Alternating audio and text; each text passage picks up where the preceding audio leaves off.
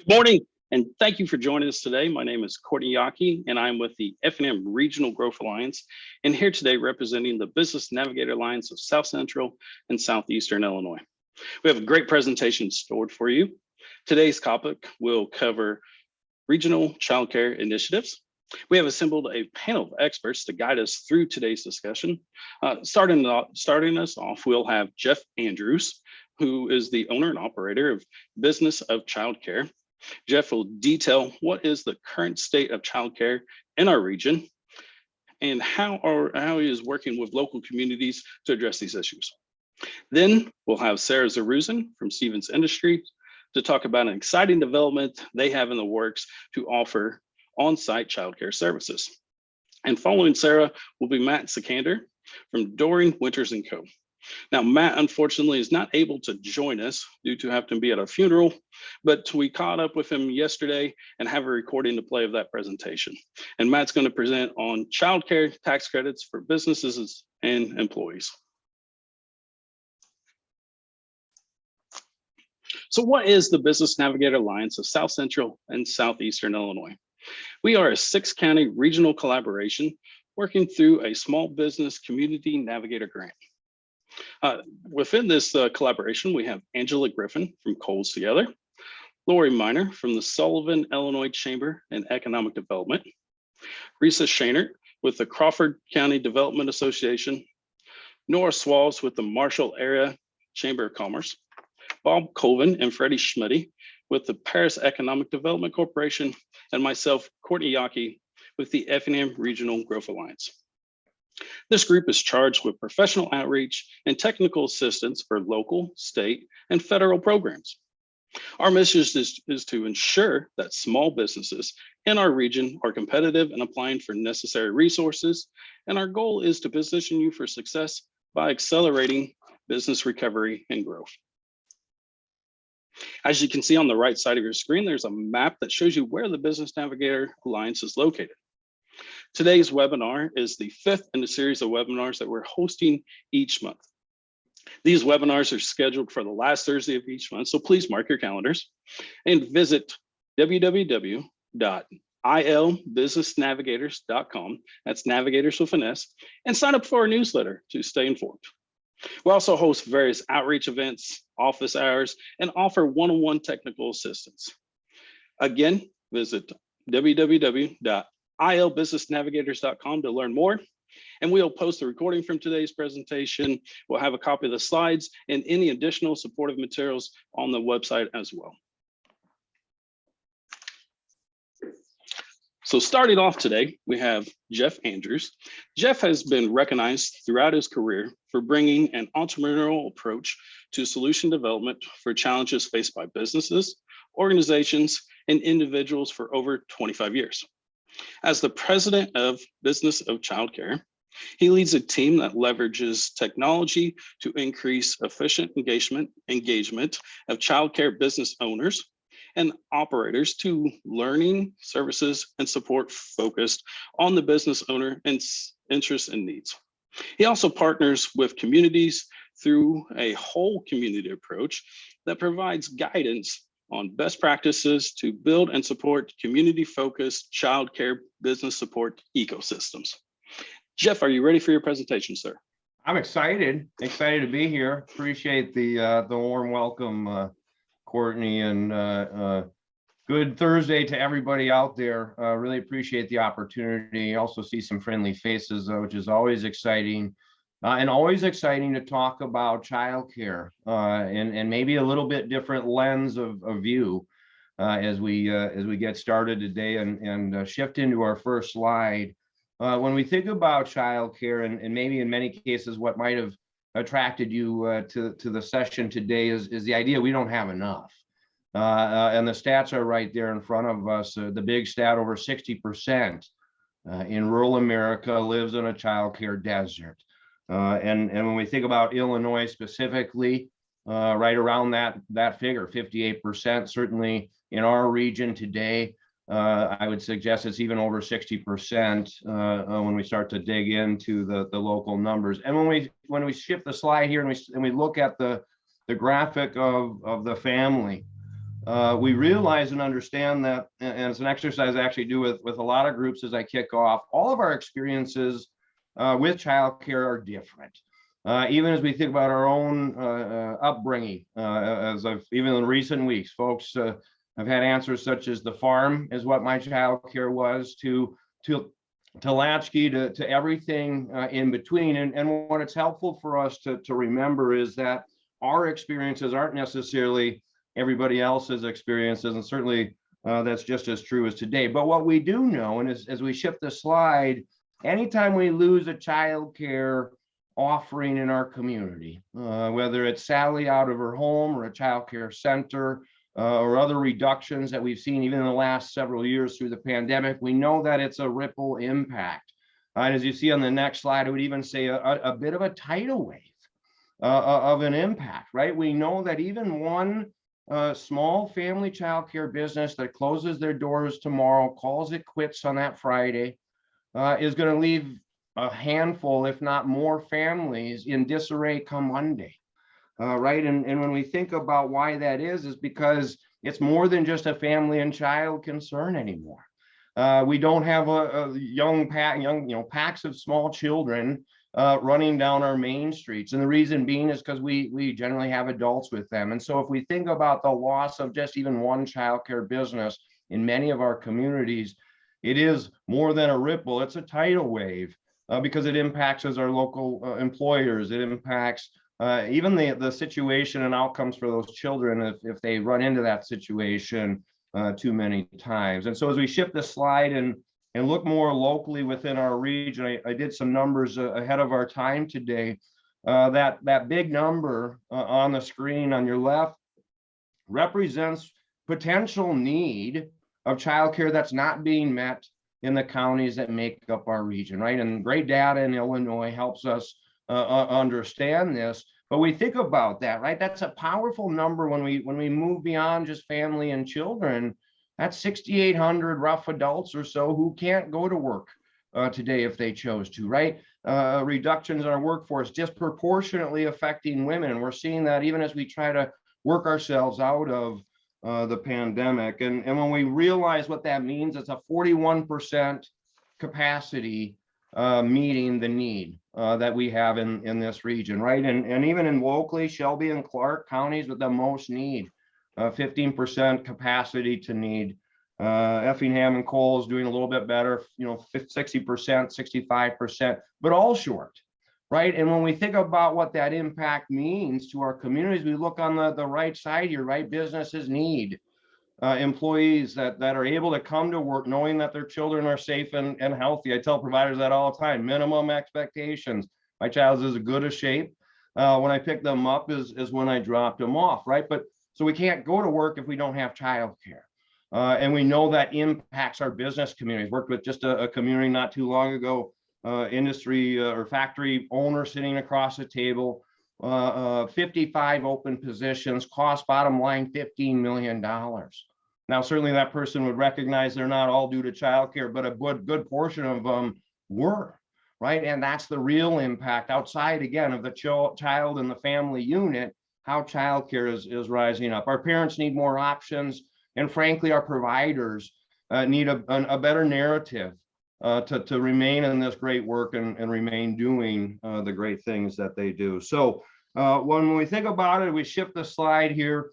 What in many cases, economic development professionals, community leaders, and others have for many years thought about when we work to attract and retain the businesses that make our communities great is labor and housing, right? But what has bared itself clear more than ever, maybe in the last several years, and not by accident, the illustration on the right there, childcare carries to some extent the ability of labor and housing to grow and to maintain, sustain, right? We understand that fundamental, critical, foundational role that good quality childcare can play in our local communities. And so it has, right? In the work that I've done around the country, working with community leaders, economic development professionals, childcare is number 3 now. Right, I've heard from too many community economic development leaders say, well, we just lost another opportunity at that employer with 100 jobs or 50 jobs. Why? Because they looked around and they thought, hey, great on, you got some great folks here, you got good housing, but where will they bring their children? Right? Where will we have a good quality place for those kids to grow while their parents are gainfully employed and doing the things that make their families great? So how do we sum it up as we shift to the next slide? And I love tulips, and it's here where I am in Minnesota, it's still like getting towards tulip season, unfortunately. But what we think about and why I love the graphic is it is about our sustainability. It is about the prosperity of our rural communities that make up the fabric of our landscape. And we know that childcare can touch on so many different places. And so to sum it up, and like I said, wanted to stay focused on more time sharing what's already happening in the region. But as we shift to the next slide and highlight the approach that Business of Childcare brings in our work with communities like Crawford County and Moultrie County, we'll hear from here in just a little bit, and others, is this idea that the whole community ultimately are beneficiaries of good, strong, quality childcare, right? And it's not by accident that the childcare community is in the middle of this graphic, because when we realize that it sits upon that foundational of a community, but everybody wins, right? When we think about government outcomes, we think just strictly the high scope preschool study, which indicates kids with good quality education, upbringing, all of those things we want, have less impact on public safety, have higher levels of home ownership, right? The stats go on, right? When we think about our business community, we think about the fact that we need our workers to be able to come to work and not be worrying about a lack of childcare or substandard childcare that is going to take away from the work that they're doing and the impact that they have in their business. And as I pointed out, in some communities, our educators know firsthand the kids who come to kindergarten who have the experience and the benefit of being in a good quality childcare environment, right? It really sets the stage. And this today is not about walking through all of those facts and figures, but plenty of them out there, right? And so what it comes down to is getting to a place of outcomes. And our process, our approach is, as I say to folks, getting to the punchline. You'd have a long list of concerns and challenges and maybe even opportunities that you're pursuing within your local communities. Our role is to really help bring it together in a actionable plan that moves again towards outcomes. And as I tell all sorts of folks in my work throughout this field and elsewhere, we as communities and as businesses and just as investors of anything, we don't write blank checks, right? We have to have an understanding of the outcomes that we're working to get. It's no different for any other business that makes up our community. So as you go to the next slide, we really try to break it down easy as 1, 2, 3, right? And these are things that whether you're working with us or as I've already seen work being done in the region, really great work, fundamentally it's coming down to understanding what the destination is, right? When you get in the car this weekend, maybe you're going somewhere for the holiday weekend, I'm quite certain you know the destination that you're gonna drive to. Now, you might be like my wife and I, we love road tripping, and sometimes, believe it or not, we are spontaneous and just start driving. But most cases, we have a destination in mind. It makes it a lot easier for Google Maps to tell us how to get there. No different with this work, right? Be clear on what the desired outcomes are long before you start worrying about what the solution is to get there. And as you look at whatever the approach is that you're going to do as a local community, a local area who can have a huge impact starting today, is to not forget about our existing providers and the rush to be building new centers and new programs and new childcare capacity.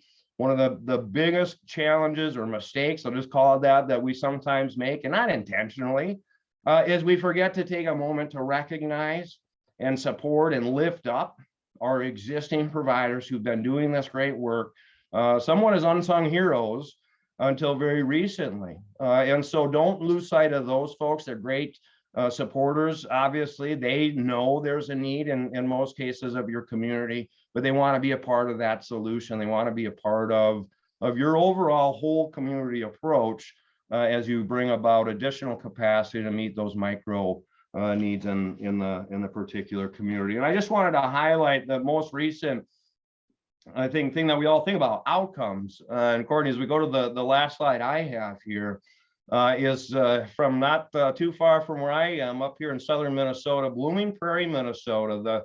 A small community, less than 2,000 folks, have been working several years with a local community group, who then came across a community benefactor that's blossomed now into, I think it's just this week or maybe even last week, a brand new child care center, which in this case, in this community, was one of several solutions that met the needs that they had, and over 100 new quality child care spaces that are going to meet the needs of that local community. So really exciting to see, but we couldn't get here unless we knew what the need was. And in this case, that was the right solution. So again, Courtney, appreciate the opportunity to come and share. Certainly interested to hear what everybody else is doing, and available to answer questions as appropriate. Great presentation, Jeff. Thank you very much. Very informative. Love hearing some statistics for the immediate area, and gathering your insight on the whole community approach. Definitely appropriate. You've got to get your stakeholders behind anything to move forward, and definitely helping local communities here within our region. You yourself are. And trying to address these issues. And I think we'll hear a little more about that later on in the presentation, but thank you kindly. We'll note that if you have any questions, please put them in the chat. We will save questions till the end of all the presentations. So if you have any questions for Jeff, go ahead and put them in the chat. He may be able to address them in time as well. Up next, we have Sarah Zaruzin. Sarah is the HR generalist and recruiter for Stevens Industry. She is excited to talk about their new state-of-the-art child care facility, Taught-Mate Central. This facility will accommodate 100 children from the age of 6 weeks to school-age children. Sarah, are you prepared to present? Yes, Courtney, thank you. So as you said, I am Sarah Zaruzin, and I'm going to talk to you about our new facility, Taught-Mate Central. Next slide, please. Okay, so what is Stevens Industries? Let's start there. So we are a laminate wood manufacturer here in Teotopolis, Illinois. So we were founded in 1956. It started in a garage, and they started making cabinets. And now we have two facilities, one here in T-Town and one over in Effingham. All of our presses are over in Effingham, and all of our drills and assembly lines are over here in T-Town.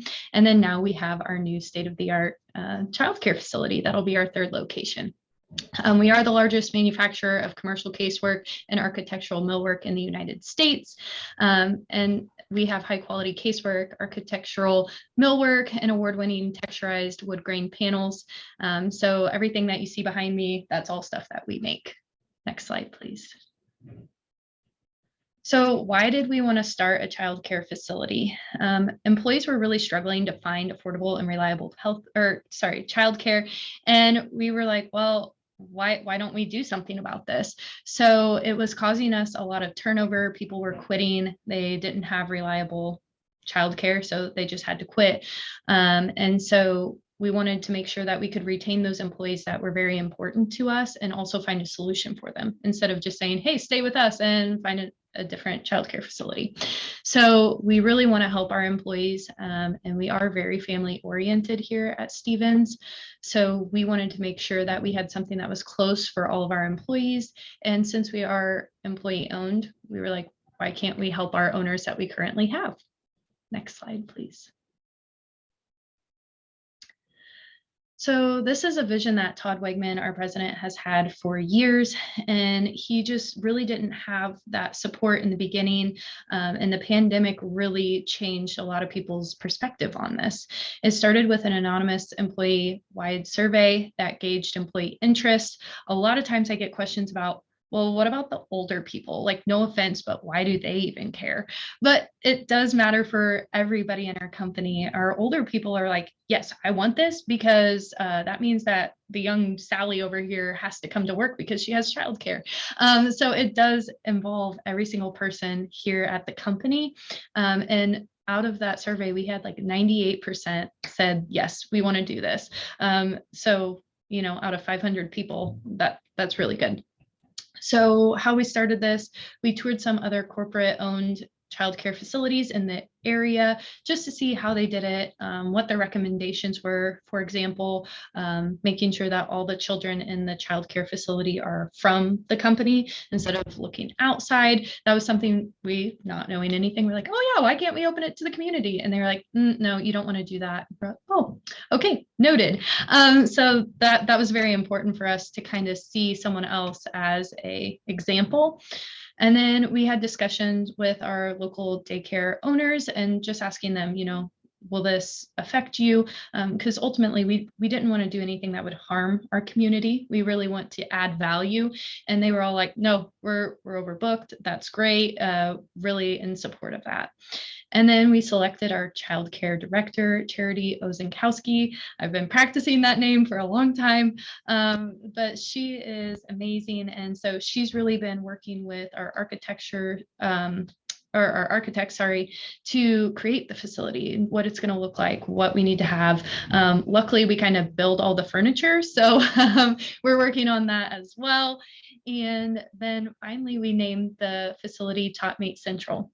So that was an ode to Tom Wegman, who is pictured up top, and that's at our company picnic. And those are our children at the company that he likes to drive them around on his tractor as if they are a train, and he loves trains. And so that's where Topmate Central came from. And Topmate is one of our brands that we have here for our childcare and elementary school products.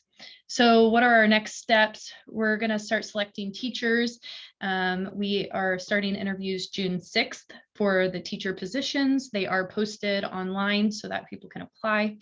And then everybody that's an employee that wants to enroll their child, they have to tell us by July 1st. So that way we can see how many children we are going to have in our facility. And then we're going to open it in September of 2020. So we're hoping to preview it to all of our employees in August. And right now we're on track with that. Next slide, please.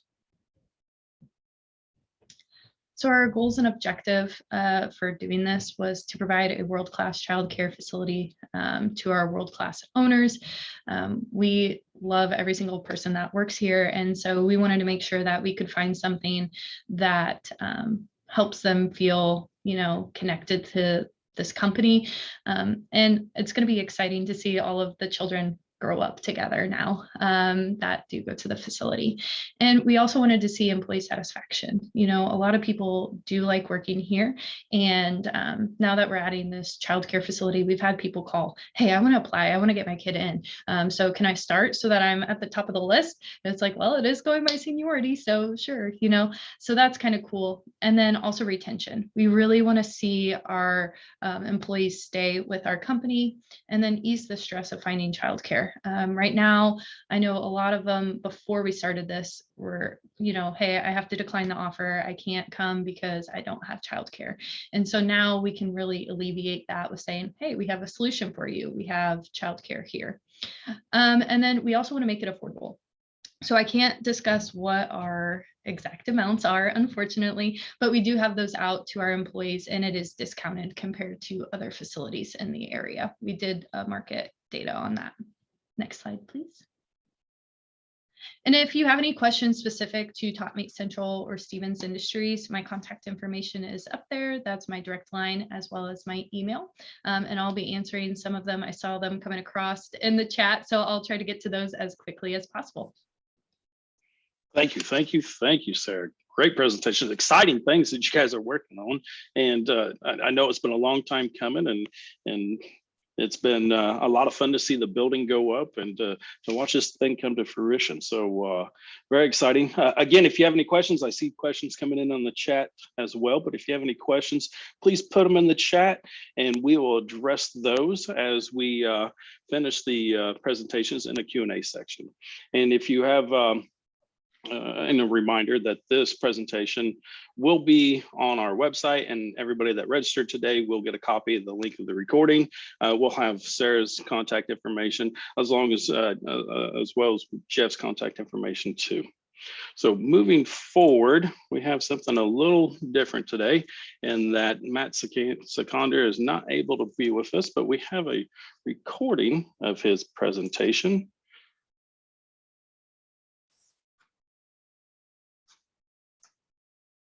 that I am pulling up right now.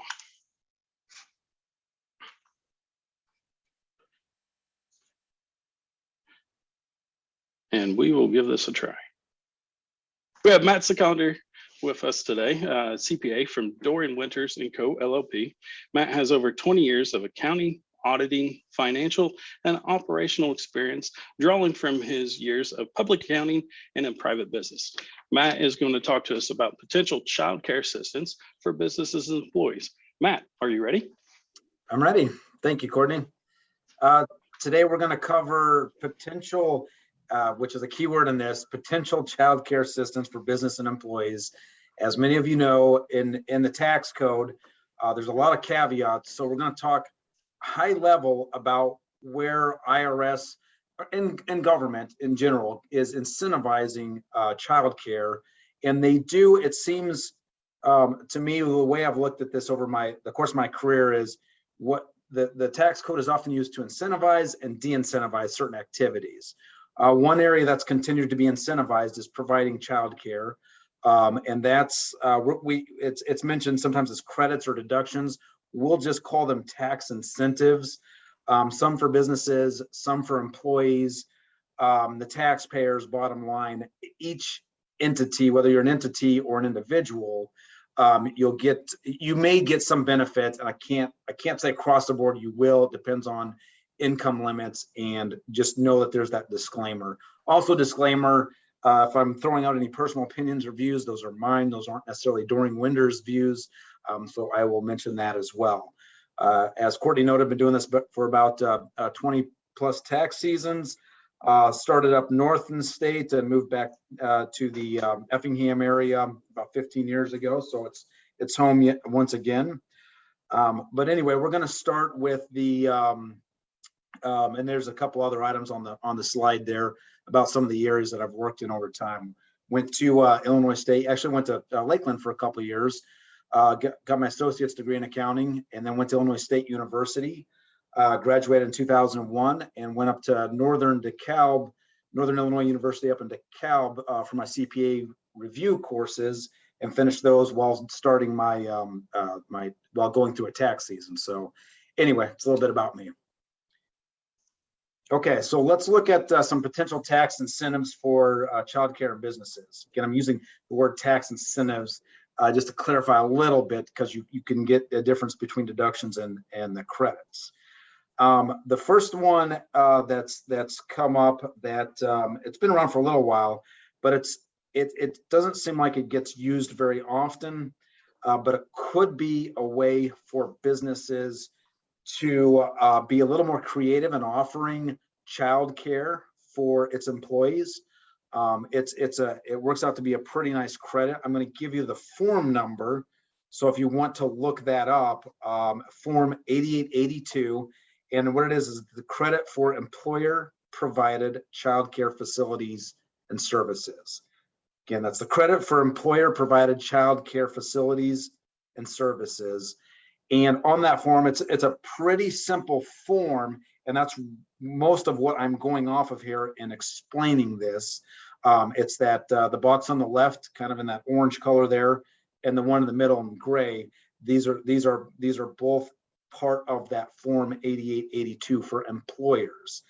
And how it breaks down is the facilities, just like it sounds. If you're acquiring, I'm gonna read it here. If you're acquiring a child care facility, if you're constructing a child care facility, rehabbing a child care facility, or expanding property that then is going to be used for child care services, the business can write off, can take a credit. So it's better than a write-off. Write-off will be a deduction. Take a credit of 25% of those expenditures, and that phases that over time. You can't just open a child care center on your business premises and close it the next year and get the 25% credit. Doesn't work that way. There's about a 10-year phase-out period. But you can take that credit in the year that you have those expenditures, 25% up to that maximum of the $150,000. That $150,000 is all inclusive on that form 8882 that we're talking about. Again, we're talking about a form that's 2 pages. That's it. 9 lines, with the instructions. It's 2 pages, actually only about a page and a half. So it's not too difficult to navigate. If you're new to this or you have a CPA or tax professional helping you, just mention Form 8882. I was listening to someone presenting on this, and it'd be a great conversation starter, and maybe a creative way to retain or attract employees. We're in a part of the state, actually it's not unique to Illinois, that it's very difficult to attract and retain employees. And this is something we hear even in the CPA profession. It's how do we take care of those with children, with small children, or that maybe want to see them over their lunch hour. This could be a way to do that if you're thinking about doing these things. So let's say you construct a building, and just run through some quick math, just so I'm being as clear as I can here. And you spend $200,000 on either expanding property or new property rehabbing it. You spend $200,000 for that childcare services for that section of the business. Then you fill out this form and you take $50,000 as a credit. So you spent $200,000, your actual cash out cost after you file your taxes and claim that credit is $150,000 net. So in that example, essentially the tax code system has matched you 25 cents on the dollar for your building out those childcare services, those facilities. There's then also another component of that, and the qualified, and I will say it's got to be to count as a qualified childcare center. At least 30% of the children being cared for need to be employees of that business.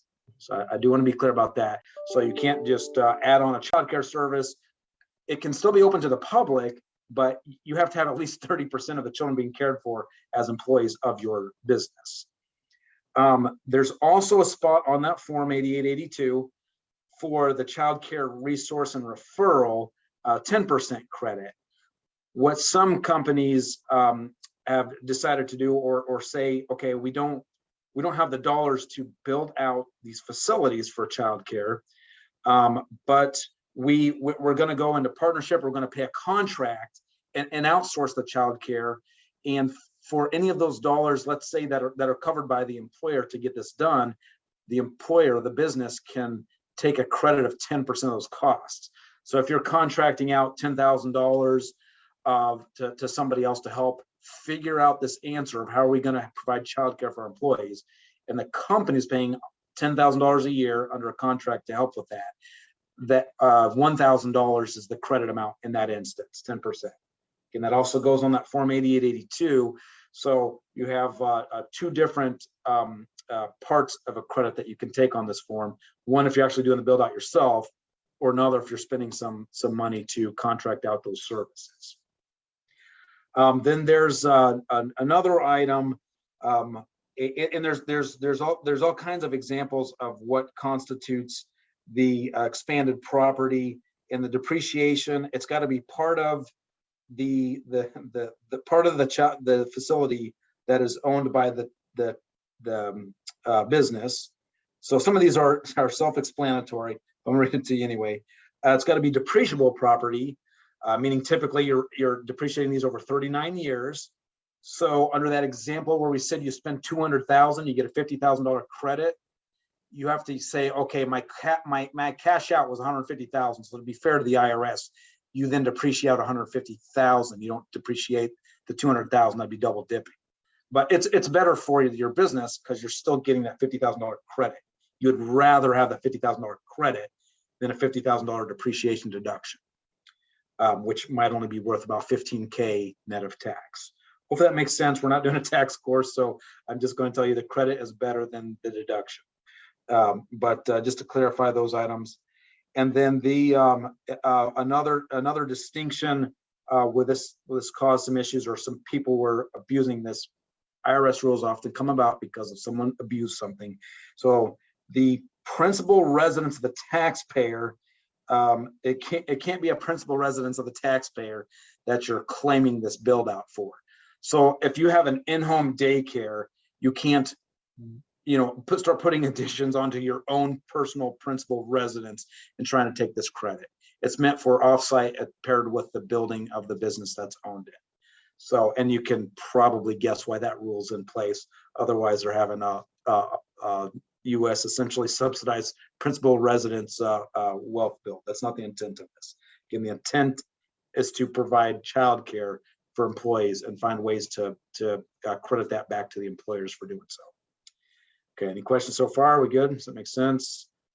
Okay, and if you do, just put those in the chat room. Courtney will get those back to me or if there's things we need to follow up on at a later time.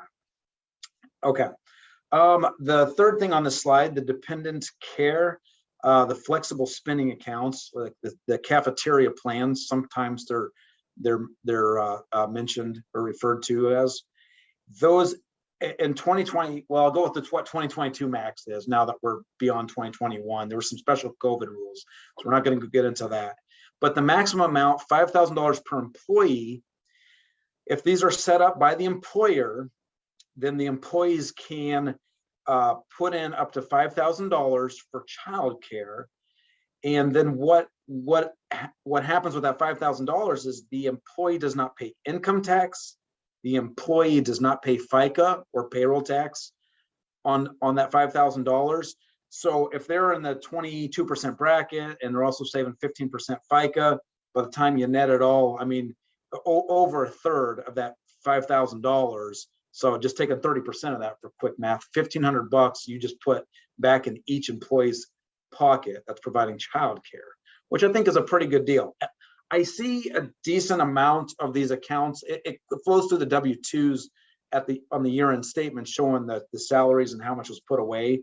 So those amounts, I don't see it as often as I think I would, which means there are probably some opportunities for some businesses to look into doing some sort of cafeteria plan or building in these flexible spending accounts for dependent care. Again, why would the employer want to do this though? We know why the employees want. Well, first of all, if the employers are making the employees happy, there's a morale thing and a cultural thing that happens that is a good thing, first of all.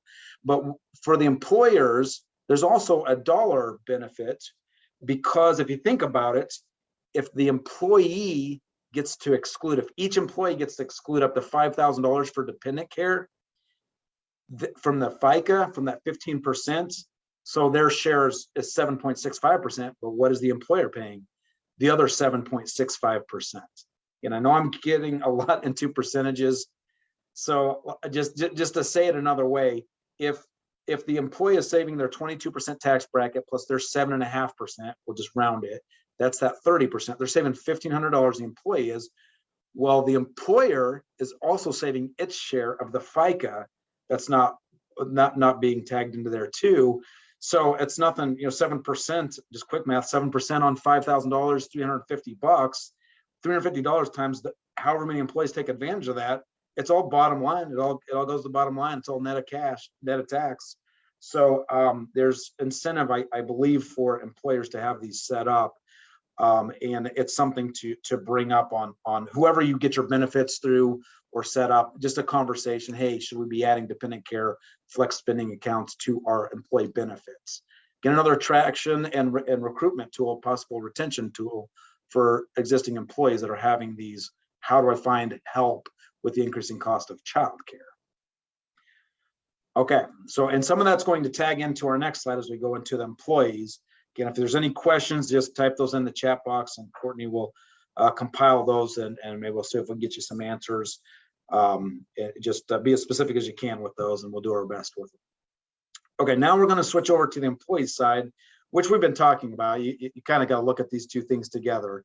But for the on the employees, as a tax preparer, oftentimes the form number is listed there, but on the federal side, there's a age 0 through preschool, form 2441 for daycare.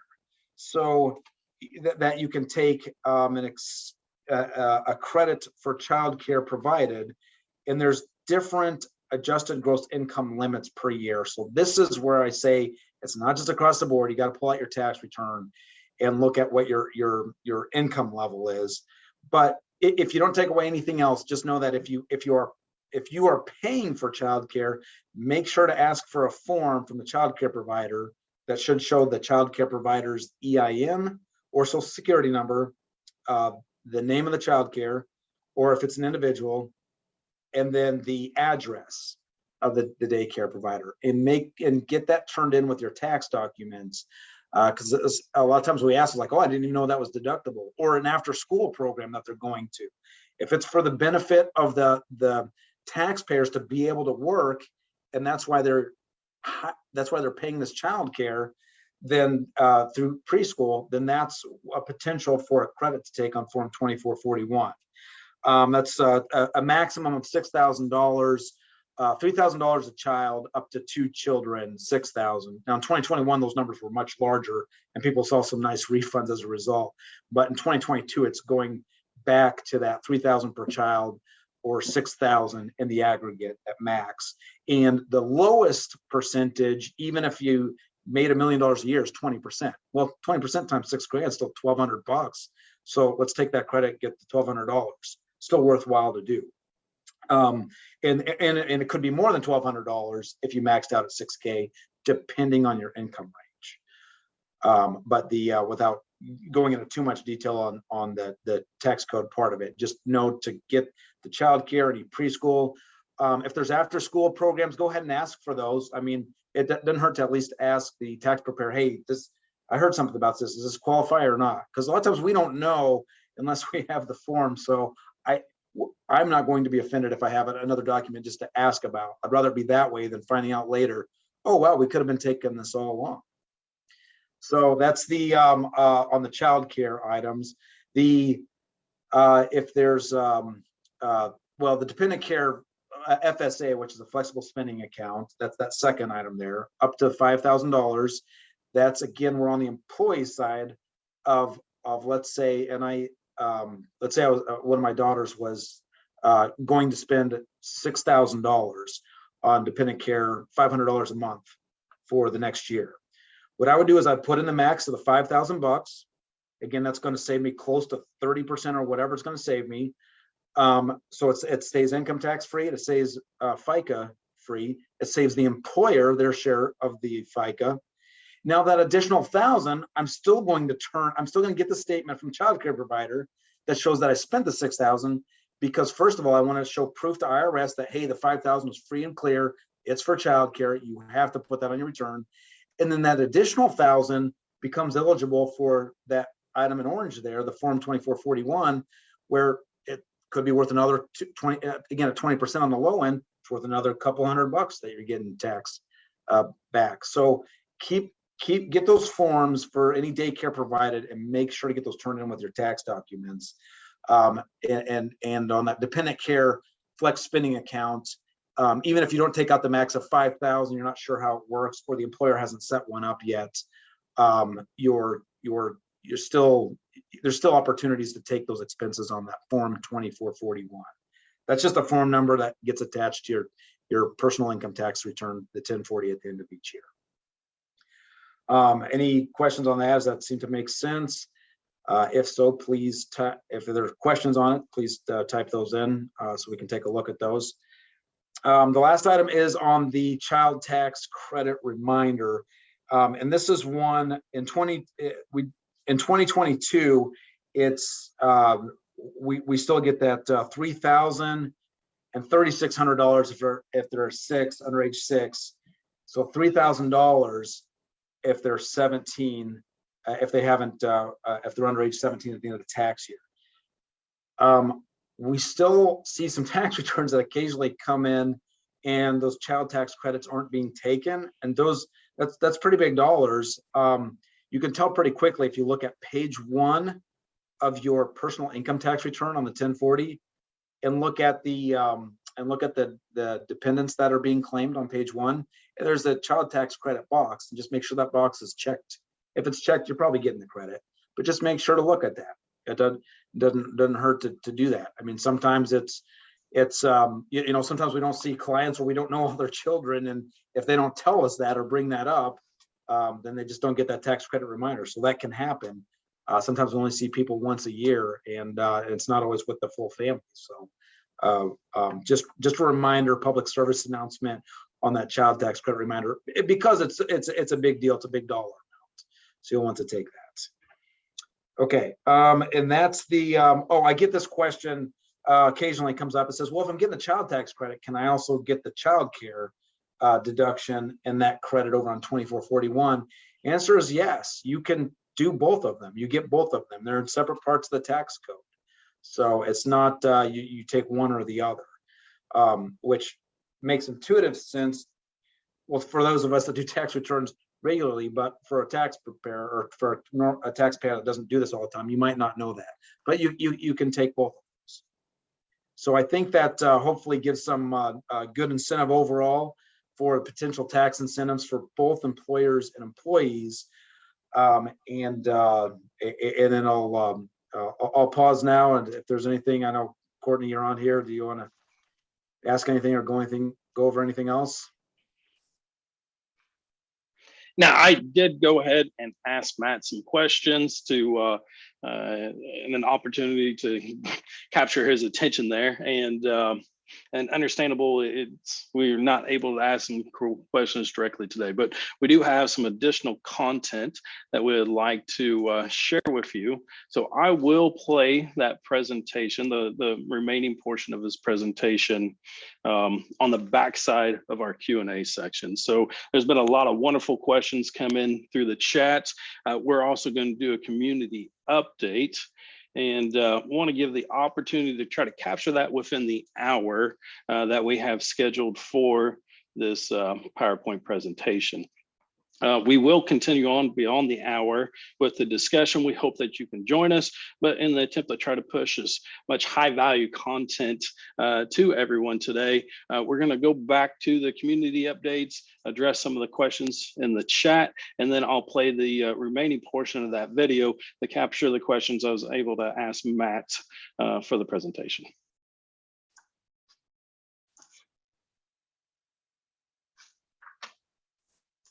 And to start us out, I have Risa Shaner and Tina Staley to give us an update on Crawford County. Risa and Tina, are you available? Sure. I just want to welcome everybody for joining us today, and just hats off to Jeff Andrews and the team coming to Crawford County and holding the meetings that we did.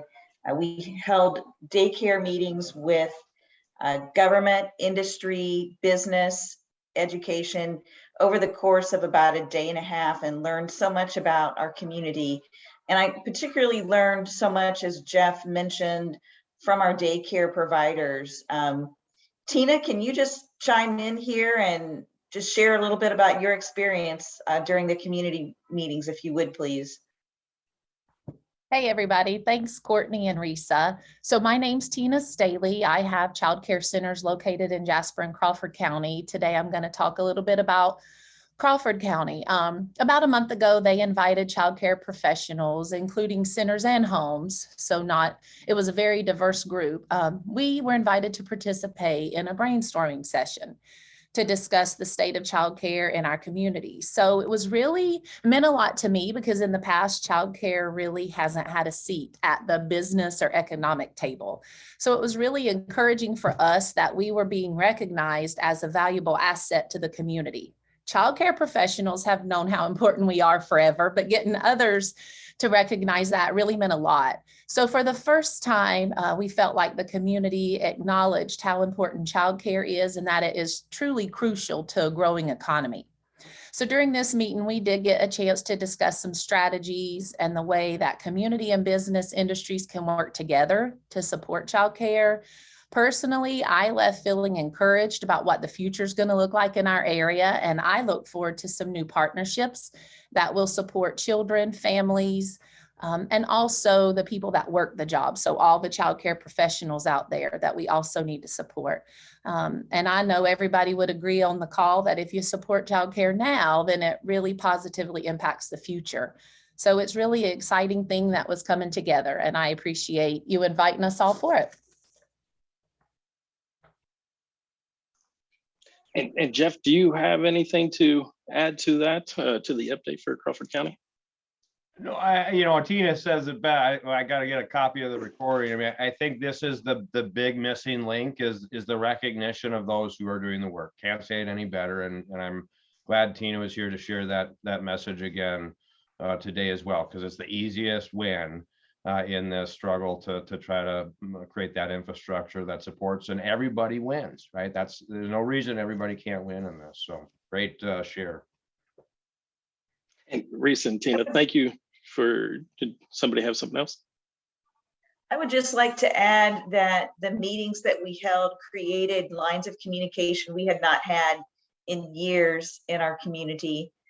Reaching out to the ministerial associations, the service organizations, we're beginning to create pathways and sponsorships within our community. So I'm very encouraged what the future looks like for Crawford County kids in the next year, more encouraged than I've been for quite some time. So thank you, Jeff, for all you're doing, and Tina, thank you so much. Thank you for that, Risa, and appreciate you. I believe that you are in another country, so international today for this presentation, this webinar, and thank you for the update on the things that you're doing in Crawford County. Up next, we've got Lori. Lori, are you prepared to give an update for Moultrie County? I sure am.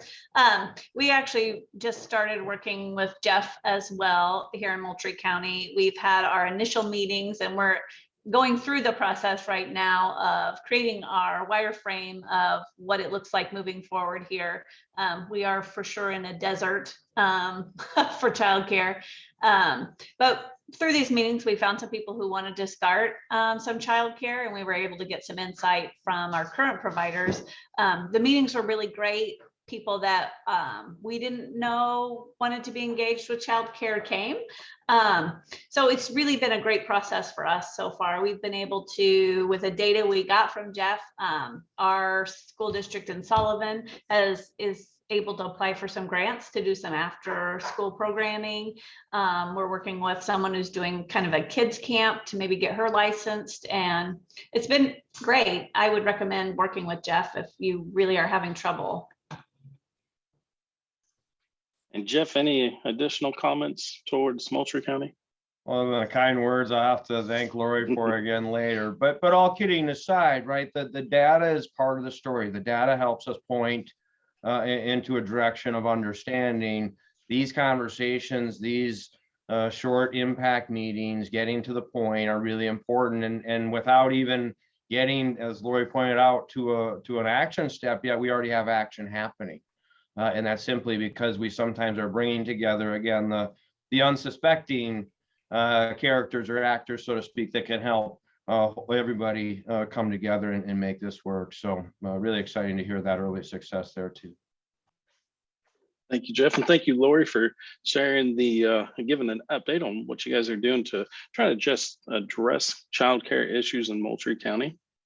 Up next, we have Coles County. Angela, with some exciting things up there too.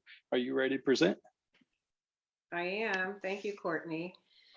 So as Courtney said, my name's Angela Griffin. I'm with Coles Together, the economic development organization for Coles County. Many of you may be familiar or have heard the term or the new Tech and Innovation Center, LIFT. LIFT is the acronym for Leaders Innovating for Tomorrow, and it is a regional innovation and tech center that's been planned and developed by the Mattoon School District. And it is available, the programming and the coursework are available to high school juniors and seniors throughout Central Illinois. The goal at LIFT is to connect students to career pathways and give them access to earn dual credits, access to earn certifications, internship opportunities, work-based experiences, industry credentials in a lot of cases, and leadership skills for the 21st century based on the Franklin Covey 7 Habits programming. The 7 program areas at LIFT are childcare, communications, culinary arts and hospitality, HVAC and green energy, information technology, and manufacturing, architecture, and construction. And then there's the Leadership Institute itself, which is training leaders specifically, but it also has programming that any of the students in these 6 specific career path programs will also take classes in the Leadership Institute designed to train them to be leaders in their specific field of interest. And pardon me, I'm coming off of a cold or something. The facility that will house LIFT is the site that was formerly occupied in downtown Mattoon by Consolidated Communications. It was their corporate headquarters. That facility was purchased by the Mattoon School District and has been renovated to house this new tech and career center for classes that will start this fall. And so far, students from 28 Central Illinois school districts are already enrolled in programming at LIFT.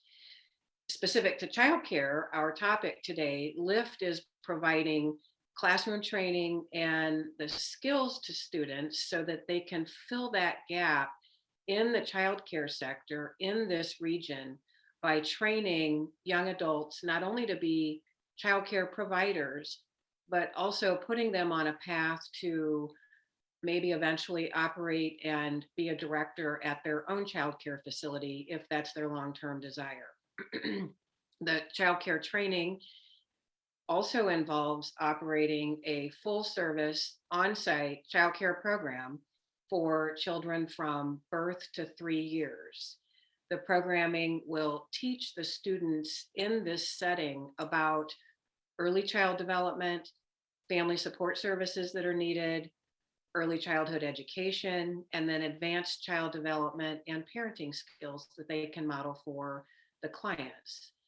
The program that the Mattoon District has developed is guided by nationally accredited standards. The students will graduate with dual credits in childcare. They'll receive a level 1 credential. They're going to have workplace experience. So at graduation, they're ready to enter the regional workforce, or they can continue their education in childcare services. And the class sizes for all of the age groups, birth to 3, are designed to be small, which means not only really exceptional care for the families that are enrolling their children in this facility, but it also allows the facilities director and the trainers to really focus on developing the next generation of daycare leaders in our region. This whole concept is working to help address the childcare challenges that all of us are facing and that we're discussing on this webinar today. And I'm really proud of Mattoon School District for being so forward thinking, not just in addressing shortages in childcare, but in all of the subject areas that they've developed at LIFT. Wonderful, wonderful update, Angela. And LIFT, I think, is going to be a huge asset, not only for Coles County, but the region as a whole. And love that you guys are addressing childcare and implementing the possibility of getting credentials and moving people through that early childcare education pathway. Wonderful, wonderful update. Thank you, Kelly. So we are at the hour time frame. Again, we will continue on. We definitely want to address the questions that have been asked in the chat. Some have come in on direct messages as well. And then to conclude the webinar, I will play the rest of the video, the recording that I have from Matt asking him questions as well. So to continue on with the community updates for Effingham County here. We have worked with the Effingham County Board in establishing the Child Care Research Committee. Now, this is a public committee underneath the Effingham County Board The meetings are open to the public. We meet every other Tuesday at the First Presbyterian Church here in Effingham. If you are in the immediate area and interested in participating or listening to some of these meetings, I would encourage you to come. And this board consists of 16 members, 6 that are ex officio, moving from both public and private sectors, and professionals that are within the childcare industry. And really, this board is a stem off of what the a group here local had ran through last year, the community-based planning group, and in working through identifying challenges in Effingham County, and identified childcare as an issue here immediately local. The purpose of the board is to research, or the committee is to research and identify underlying issues in childcare services in Effingham County, develop a plan to overcome these workforce-related hurdles, and work with the county board on implementation. The committee is set for a 1-year time period. What we hope to do is have some deliverables back to the county board within a 5 to 6 month period, and we start a meeting March 1st.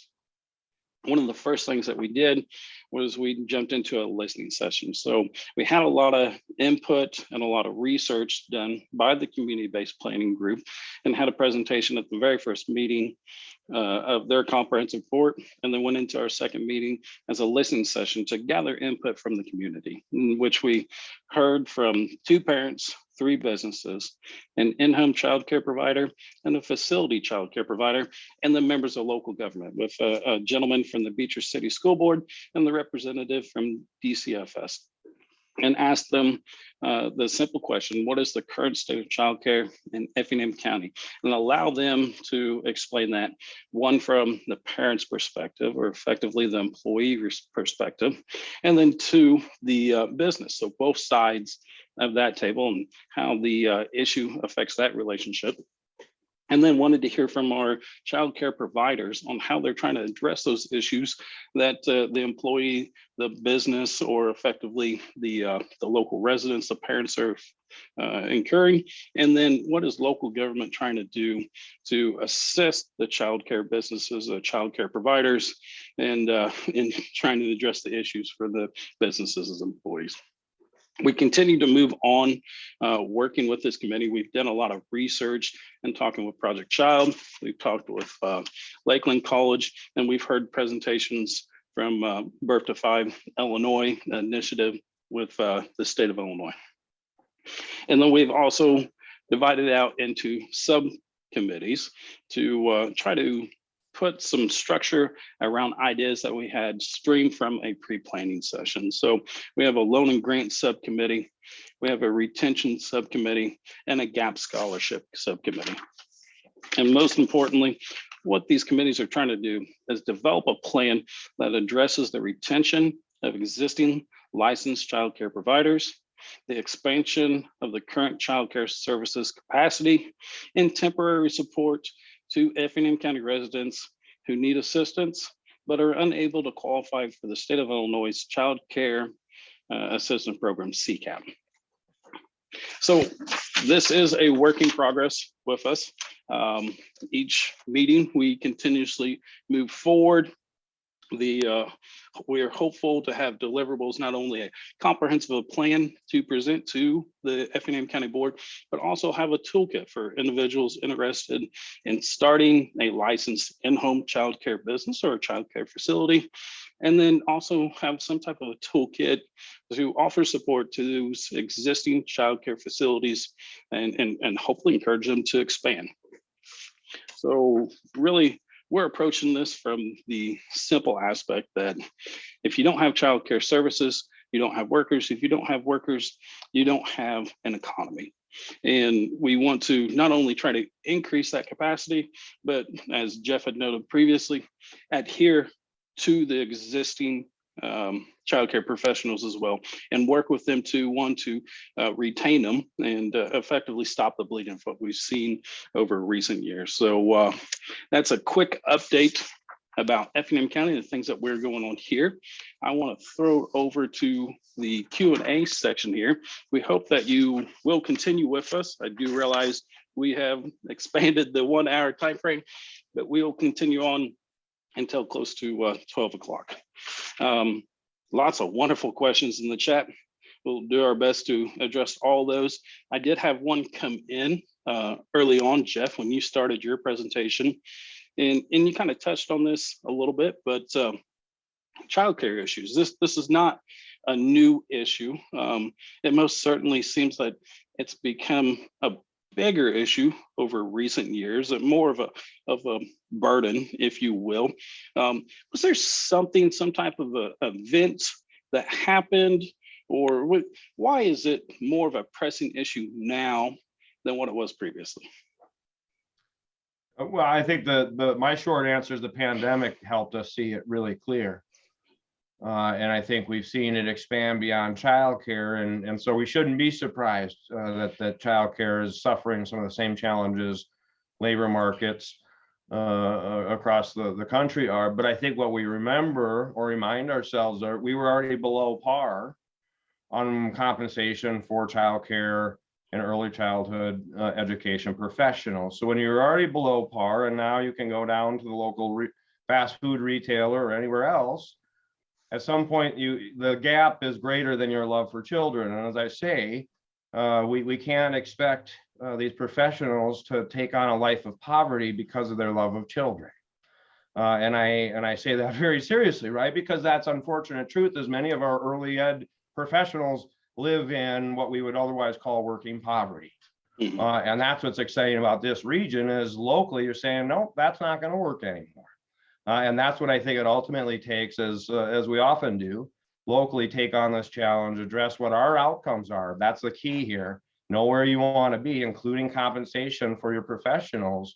You start there, you have a much better way to build a solution path that gets you. So that, I think, is the big win of, not the big win, but the big idea of the pandemic has just helped us realize how broken, really, unfortunately, the system has been. Well, if there's a silver lining to the pandemic, it has really opened our eyes on a lot of under-addressed issues, if you will, and most certainly and appropriately that you had noted there that childcare is one of them.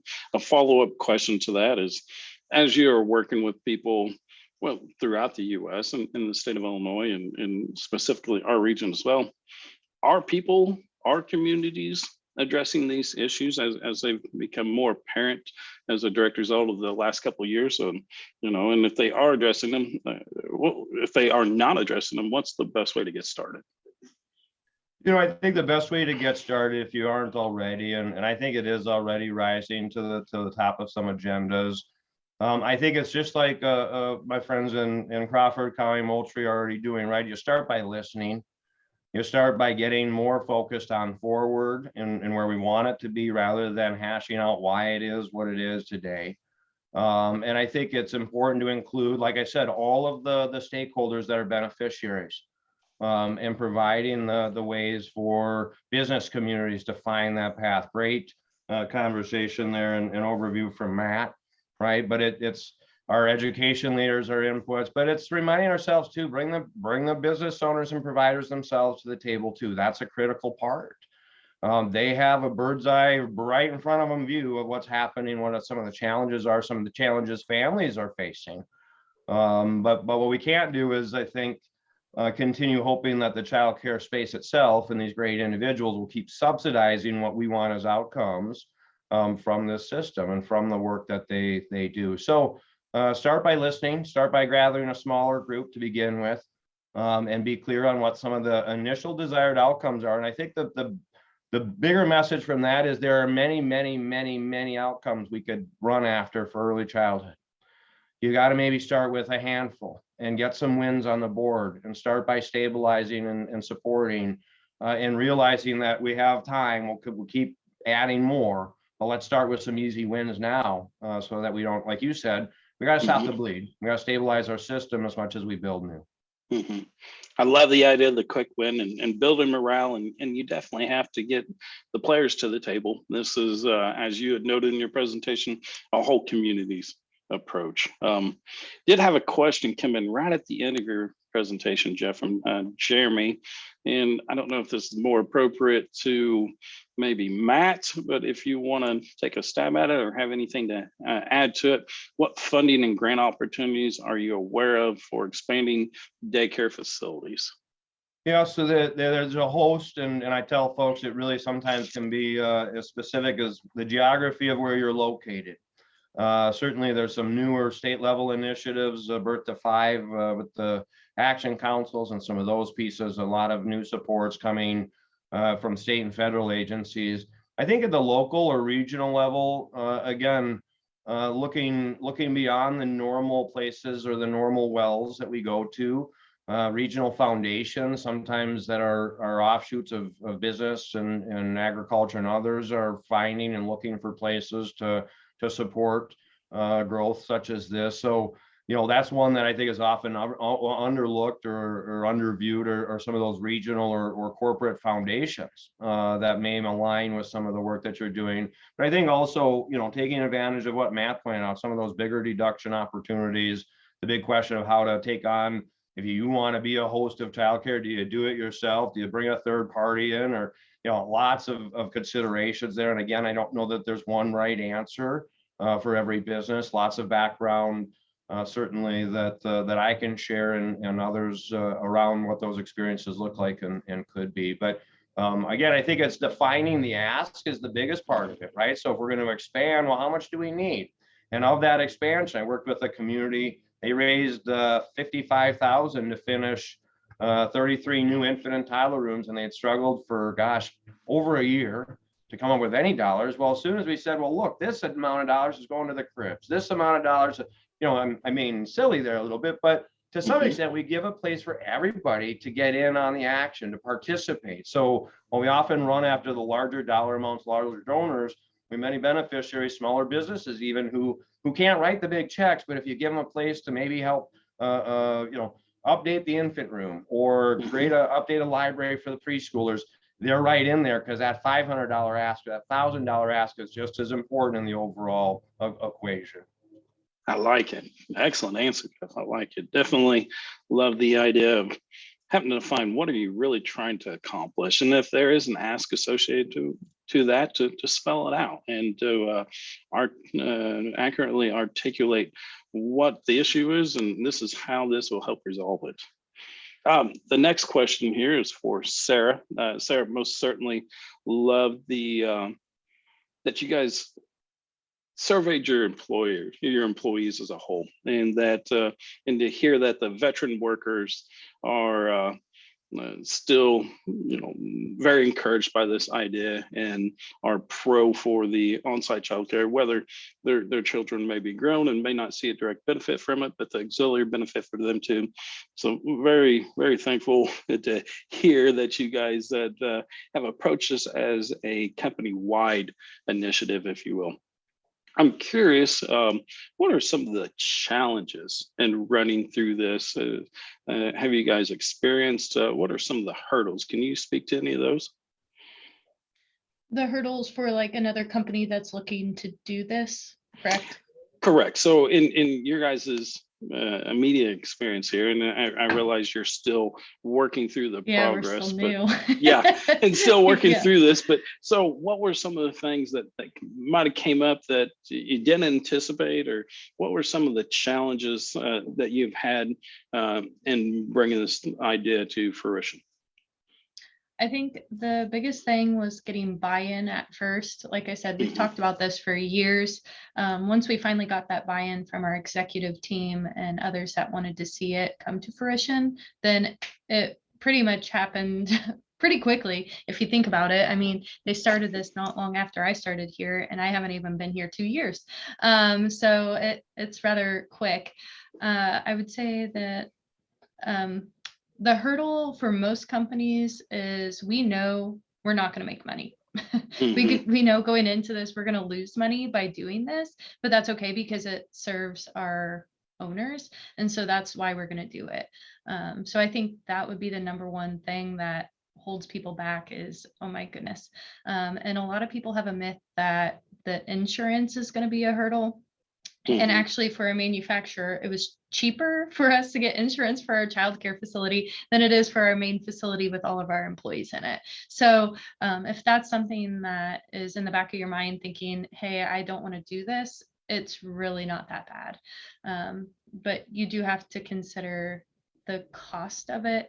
But there are assistance, like government assistance out there that can help employees pay for the childcare. So that's something that we're like, hey, that's kind of nice that the government will help us pay for their tuition, I guess you could say, for their student or their kids to come here.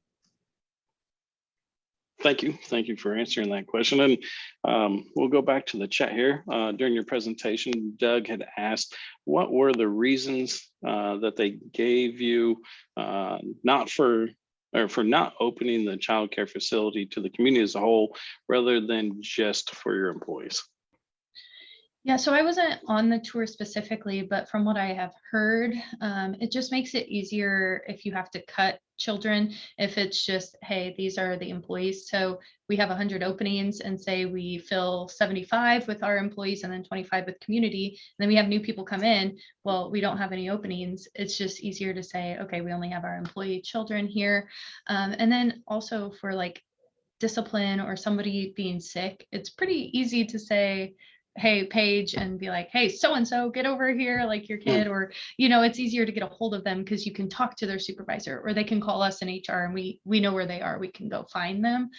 So that's a benefit. And also, I guess more selfishly, it's a good recruiting thing. You can say, well, you have to work for us if you want the daycare. I don't like to use it that way because we ultimately want everybody to find reliable childcare, but that is something that they kind of think about when, selecting who gets to come to the childcare. Yes, and most certainly a tool for retention and recruitment. Very good question, Doug.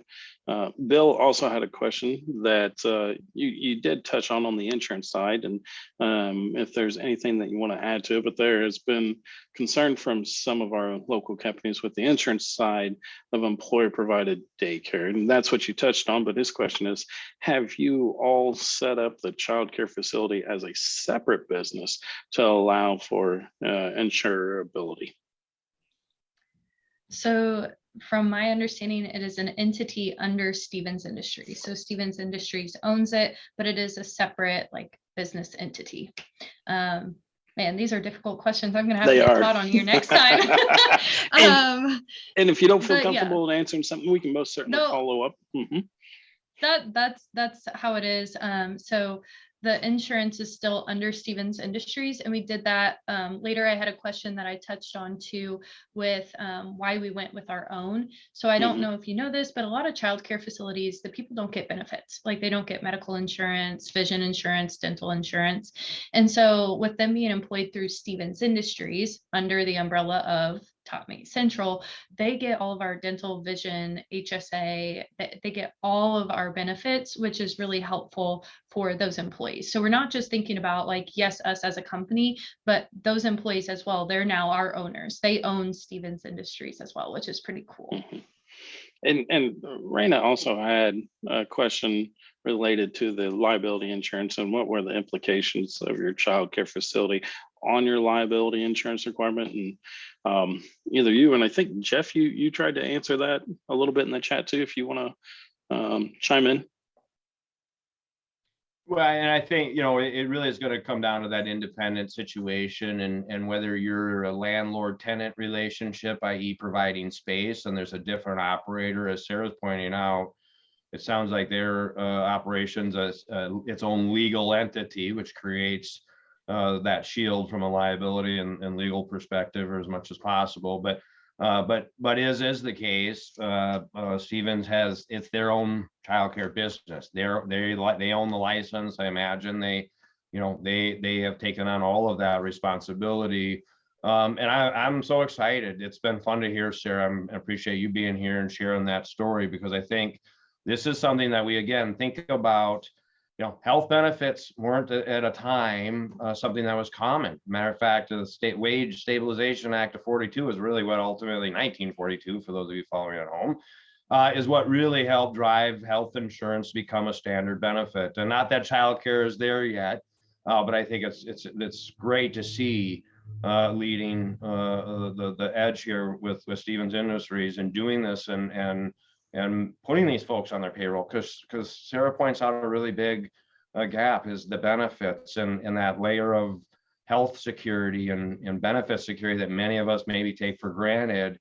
Even the individuals in their homes aren't generally having their own benefits, and what a risk for those families as well. So just so excited that I would be able to be a part of this today and hear about the great work you guys are launching there.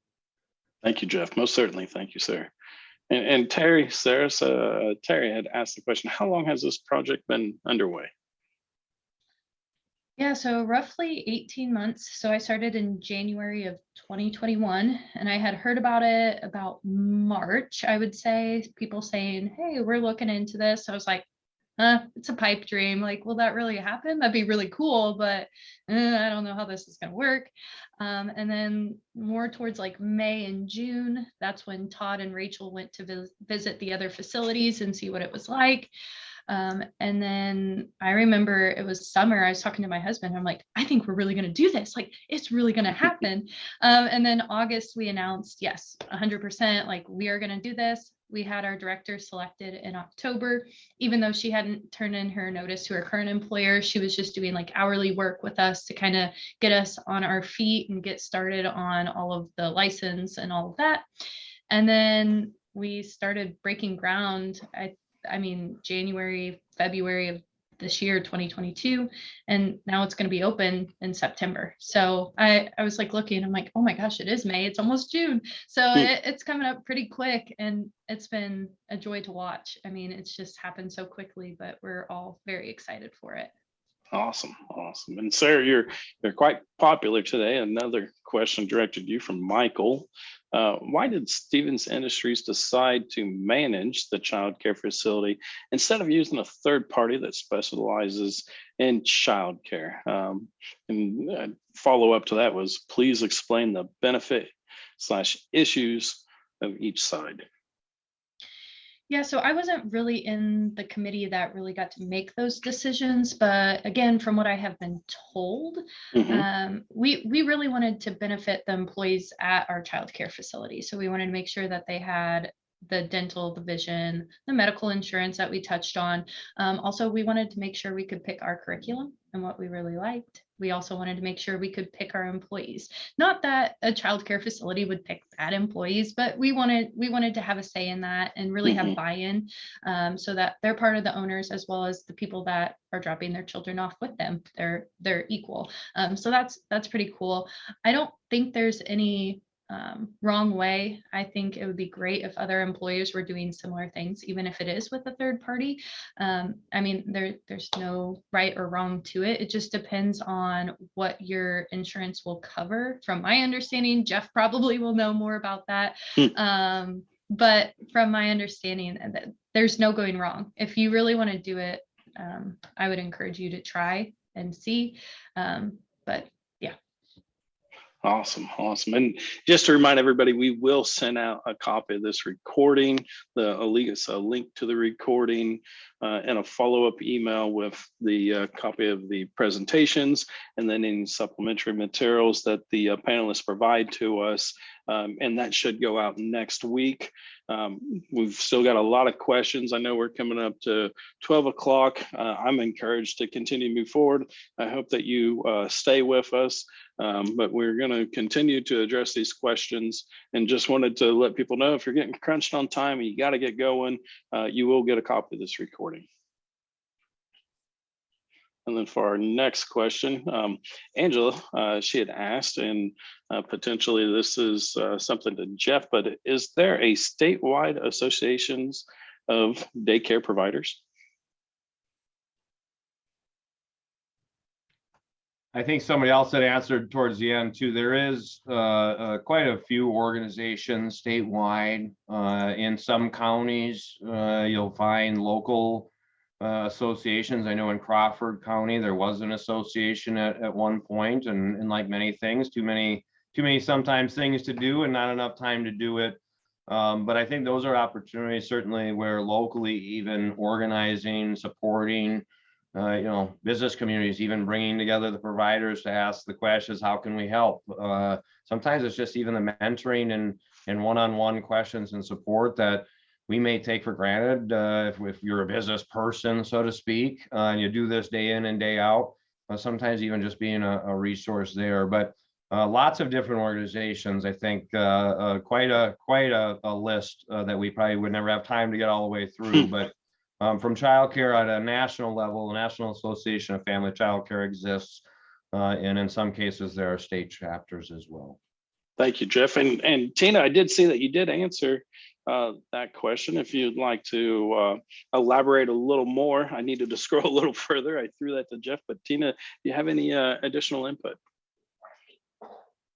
Oh, no, as far as a one-stop shop where we can get information and things about grants and stuff like that, there's not an association statewide here in Illinois. A lot of times our information comes from the Illinois Network of Childcare and resource and referral agencies, and individually people may sit on different councils and different agencies and just bring that information back to scattered groups that they sit in.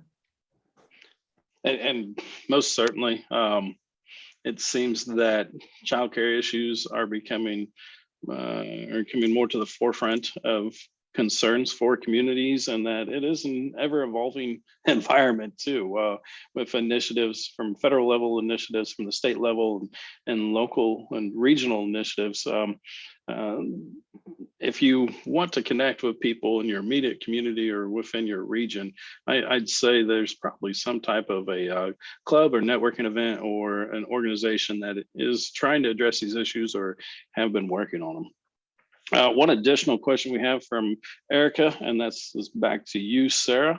We'll answer this one, and then I'll go back to the recording and get the questions that I was able to ask Matt yesterday. But Sarah, will your child care center be set up to be available to all shifts, or did the other facilities you toured provide you reasons why not to proceed with all shift childcare? So right now it is for first shift only. However, it has a little bit extended hours so that second shift can drop off their children if they need, while a spouse or whatever, they can make those arrangements. No other facility that we know of does second and third shift that we talk to personally. There may be others in the area. That's something that we would like to eventually, like further in the future, once we see more people enrolling. But right now we only have like 45 people on second shift and 45 on third shift. So there's not that many. And a lot of them, their spouses work on first so that they have that overlap. So it might be something in the future, but not right now. And thank you for that clarification, Sarah. Wonderful questions. I've been very encouraged by the back and forth. Great engagement from not only our panelists, but the attendees, and would like to shift a little bit back to Matt Cekander's recording and listen to the questions that I had the opportunity to ask him. Again, if you have additional questions for Matt, throw them in the chat and we'll make sure to get those answered for you. Well, first and foremost, Matt, wow, that was very informative. Wonderful presentation there. You definitely went through a lot. Glad we're recording it. People can go back and listen to it. And I took a lot of notes and have some chicken scratches here, but very informative. And thank you first and foremost for presenting to us today. Do have a couple questions for you. Going back to the childcare facilities. So the potential tax credits for childcare on the business side, that form 8882. Is this a place on site only? I know you kind of touched on that about acquiring a place or renovating a place, but is it on site only? Does it have to be the business, or can it be a subsidiary of that business, or what's the flexibility there? Yeah, good question. My understanding of it is it has to be property that's owned by the business. not by somebody else. And nowhere do I see that it has to be adjacent or attached. But the property itself has to be otherwise depreciable property by the business, which to me suggests the proximity doesn't so much matter as the business owning or having some stake in that property with it. Percentage wise, I don't know if there's a way that it can own just a portion of it, or percent. I'd have to research it as far as, what if it only owned half of the building or something like that, or was affiliated that way. But so I don't know the answer to that one offhand. But there, to answer your question on does it have to be on site? No, not necessarily. It just needs to be otherwise depreciable property by that business. Understood there. And is this a one and done? What if you start offering a childcare facility, you start offering these services, and you go make improvements to the building or to the facility? Are they able to continue to take advantage of this tax credit?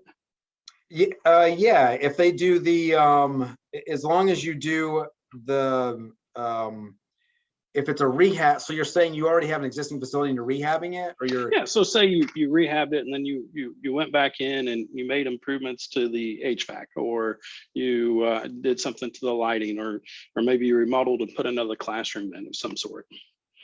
okay. So if you do that, then you're well, it'd still fall under, you still put it on the 8882, it'd just be under rehab or additional expansion the next year, the next year down the road. You just don't want to exceed that 150,000. So at some point you're gonna cap out, overstep the credit. That's right. But you don't have to do it. And that's on the 150,000. You can't exceed that per year. I don't know offhand if you continue to build a bunch. I guess in this day when you've got with the cost of real estate development and everything else, you could run up on that quickly. So if you have a very large scale project, I'm gonna leave it with this: consult with your tax advisor to see if it makes more sense to try to spread that out over a couple of years. And if you're not a partnership or an S corp, I guess I should say if you're like a 1040 taxpayer, you're doing this and you have a Schedule C, that's not going to mean a lot to maybe some people listening, or sole proprietor that's got a separate business EIN. You can put it under on your credits on, I think it's the form 3800 directly. I'll mention that form 3800 for non S corps or partnerships. Well, thank you for the additional clarification. And I think it's important to note, 150 max for that credit. You need at least 30% of the children that are cared for from your employees, and it is not applicable to somebody that has a in-home daycare, to somebody that is their residence. That's right. Looking at the continuing on for the dependent care, the FSA, you did a great job in explaining how this is a benefit to employees, but also a benefit to that employer. Now, if there's an employee listening right now and they don't have something like this with their employer, any recommendations on how to approach their employer to inquire about this? Yeah, ask about it. I mean, what we do, we ask employees from time to time about benefits if they're meeting the need. Read about any survey that you can with the employee benefits. A lot of times it's not about the salary or the compensation. I mean, that it is to an extent, my personal opinion. But at some point it's about what are the benefits, or what things are being offered here. That's why you're seeing more and more employers starting to look into 401k or simple IRAs or other options, because employees are demanding this. And right now the employees are demanding. They're in the driver's seat. I mean, yes, it's the way it is. It's an employees market right now.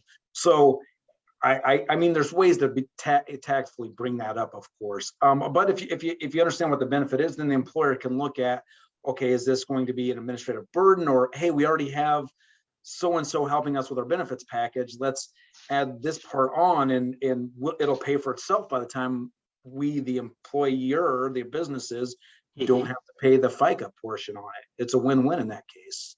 Now, most certainly a benefit on both sides of the table. And it doesn't seem like it's something that would be difficult to bring up to your employer if it's not something that's currently offered for you. Or if there's an employer looking at this, I'd encourage you to investigate that as well, especially as you noted with the tight labor market. Here's another tool potentially for recruitment, but also the retention of your existing employees. Yeah. The employers often, they need a slip of paper that's signed by the employee saying how much you're paying the employee, the daycare provider. So there is some administration that goes in the employee's folder showing, okay, this is why we aren't including this in their income because they provided us this form. So I don't want to say that it's completely hands off by the business, but yes, still a benefit to the business. And then the final question for you, when talking about Form 2441 with the potential tax credits for childcare on the employee side, is that childcare provider required to provide that information? If you're not receiving it, are they required to provide that info? They're not required to take it. I can tell you right now, the tax preparers want that form because we want the EIN, the social, the address. From time to time, we run into a situation where the daycare provider won't provide it. Usually it's someone that's doing it, out of a home or maybe under their social security number. They don't want to give it out, something like that. And the IRS says you can take it, but you have to attach a statement to the return.